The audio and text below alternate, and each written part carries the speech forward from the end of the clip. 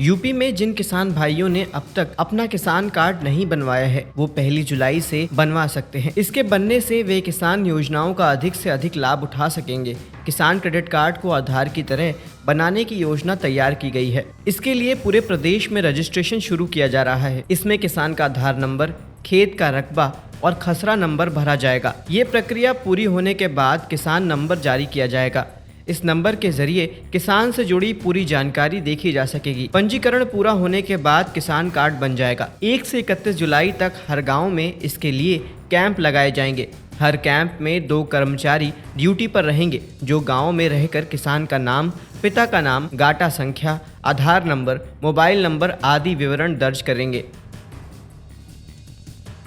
UP में किसी भी आपात स्थिति या बड़ी आपदा के दौरान 112 नंबर पर फोन की सुविधा का विस्तार किया गया है। अब एक दिन में 42 लाख तक कॉल अटेंड की जा सकेंगी। अभी तक 112 पर आने वाली कॉल्स की क्षमता 25 लाख तक की थी। मुख्यमंत्री योगी आदित्यनाथ ने आधुनिकतम PRV को हरी झंडी दिखाकर 112 यूपी के दूसरे चरण का शुभारंभ किया है। दूसरे चरण में यूपी 112 की ओर से आर्टिफिशियल इंटेलिजेंस तकनीक को चैटबॉट के रूप में लागू किया गया है। मुख्य भारतीय भाषाओं को कंप्यूटर के जरिए आपस में अनुवाद कर कॉलर की समस्या समझकर उसका तुरंत हल निकाला जाएगा। इस दौरान कानपुर पुलिस के ट्रैफिक कर्मियों को AC हेलमेट भी दिया गया है।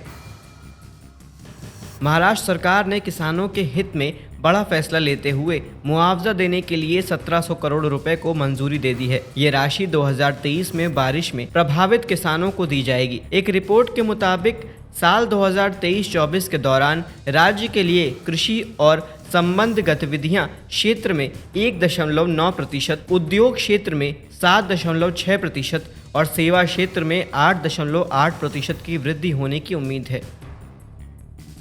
पंजाब में पराली से निपटने के लिए एक बड़ी योजना तैयार की गई है। राज्य के कृषि और किसान कल्याण विभाग ने साल 2024 के धान कटाई सीजन के दौरान मशीनरी और बाकी उपायों की मदद से पराली जलाने पर रोक लगाने की तैयारी कर ली है। खबर है, इसके लिए विभाग ने 500 करोड़ रुपए का एक एक्शन प्लान तैयार किया है। कई राज्यों में पराली एक बड़ी समस्या बनी हुई है, जिसकी वजह से साल के कुछ महीनों तक दिल्ली NCR समेत कुछ और राज्य प्रदूषण की गहरी चादर में ढके रहते हैं।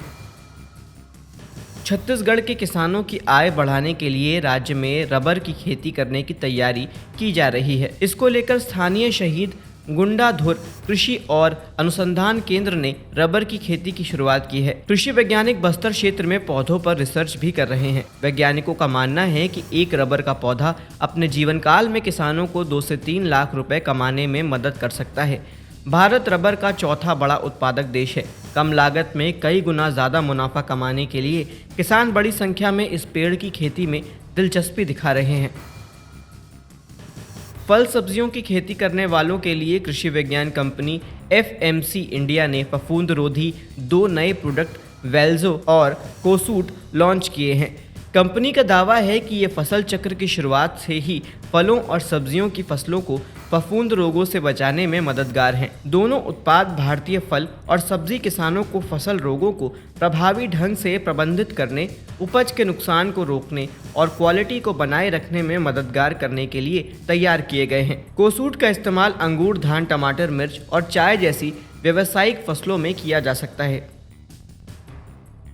जियो ने नए अनलिमिटेड प्लान लॉन्च किए हैं, जो 3 जुलाई 2024 से प्रभावी हो जाएंगे। 155 रुपये का मंथली प्लान अब 179 रुपये का हो गया है। यह प्लान 28 दिन का है और इसमें 2 GB डेटा मिलता है। इसी तरह से 209 रुपये वाला प्लान 249 रुपये का, 239 रुपये वाला मंथली प्लान 299 रुपये का, 299 रुपये का प्लान 349 रुपये का और 349 रुपये वाला प्लान 399 रुपये का हो गया है। 399 रुपये वाला प्लान 449 रुपये का कर दिया गया है। कंपनी ने 1 साल के प्लान में भी इजाफा किया है। नई दरों में 1559 रुपये वाला प्लान, जिसमें 24 GB डेटा मिलता है, 1899 रुपये का कर दिया गया है। इसी तरह से 2999 रुपये वाला प्लान 3599 रुपये का होगा। कृषि वैज्ञानिकों ने चने की खेती करने वाले किसान भाइयों को उकटा रोग से सावधान रहने की सलाह दी है। बारिश से अधिक पानी और बाद में अचानक सूखी हुई जमीन भी इस रोग की वजह है।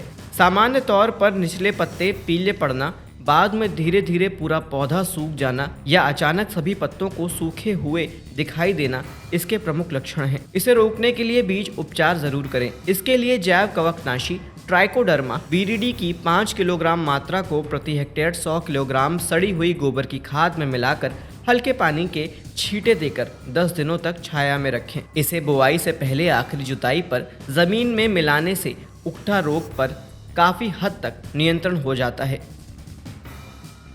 भारत मौसम विभाग ने अगले कुछ दिनों में दिल्ली में तेज हवाओं के साथ हल्की बारिश और बूंदाबांदी का अनुमान जताया है।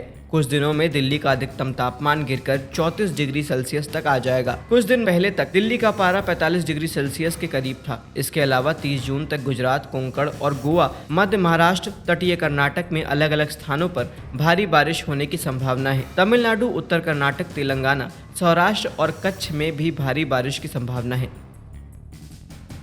उत्तर प्रदेश में मानसून का असर दिखने लगा है। प्रदेश के कई भागों में इन दिनों बारिश का सिलसिला जारी है। हालांकि राजधानी लखनऊ में अब भी बारिश का इंतजार हो रहा है। कहीं कहीं बूंदाबांदी होने से तापमान जरूर कुछ कम हुआ है। मौसम विभाग के मुताबिक प्रदेश में 7 जुलाई तक तेज बारिश होने की संभावना है। यह सिलसिला आगे भी जारी रह सकता है। लखनऊ से सटे सीतापुर, बाराबंकी, अयोध्या और अंबेडकर नगर समेत कई जिलों में भारी बारिश हो सकती है। पश्चिमी और पूर्वी यूपी में कई जगहों पर बारिश और गरज चमक के साथ बौछारें पड़ने के आसार हैं। कुछ जगह भारी बारिश होने के साथ ही बादल गरजने और बिजली गिरने की भी संभावना है।